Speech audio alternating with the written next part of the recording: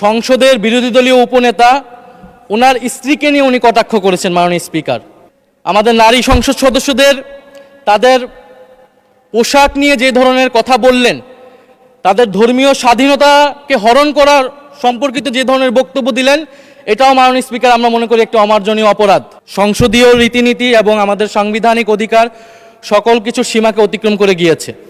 সরকার দলীয় মাননীয় একজন সংসদ সদস্যের বক্তব্যকে ঘিরে যেই অনাকাঙ্ক্ষিত পরিবেশ এবং বিশৃঙ্খল পরিস্থিতি এখানে তৈরি হলো, যদিও আপনি তার বক্তব্যের সেই অংশটুকুকে এক্সপান্স করেছেন, এই জন্য আপনাকে ধন্যবাদ জানাই, কিন্তু এই বিষয়ে আমাদের বক্তব্য আছে। আপনার কাছে অনুরোধ যে আমাকে 2 মিনিট সুযোগ দেওয়ার জন্য। মাননীয় সংসদ সদস্য উনি বিভিন্ন সময় বক্তব্য দেন, আমরা মনোযোগ দিয়ে ওনার কথা শুনি।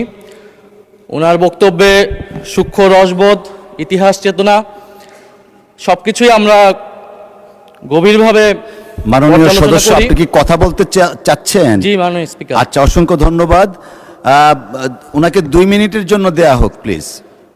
কিন্তু মাননীয় স্পিকার, আজকে উনি ওনার বক্তব্যে যা বলেছেন তা আসলে সংসদীয় রীতিনীতি এবং আমাদের সাংবিধানিক অধিকার সকল কিছু সীমাকে অতিক্রম করে গিয়েছে। উনি ওনার বক্তব্যে প্রথমত সংসদের বিরোধী দলীয় উপনেতা ওনার স্ত্রীকে নিয়ে উনি কটাক্ষ করেছেন মাননীয় স্পিকার।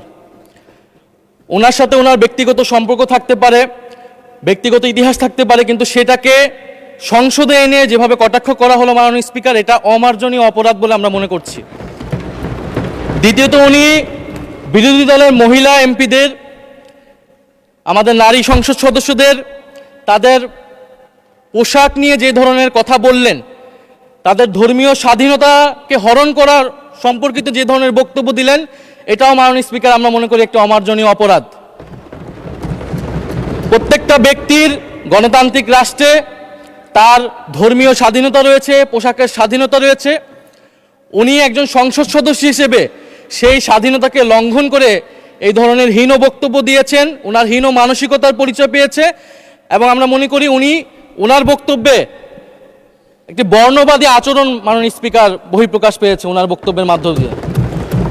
ফলে আমরা আশা করব ভবিষ্যতে এই ধরনের বক্তব্য আমরা কোনো সংসদ সদস্যের কাছ থেকে যাতে এই ধরনের বক্তব্য মহান এই জাতীয় সংসদে আর উচ্চারিত না হয়। মাননীয় স্পিকার, আপনাকে ধন্যবাদ।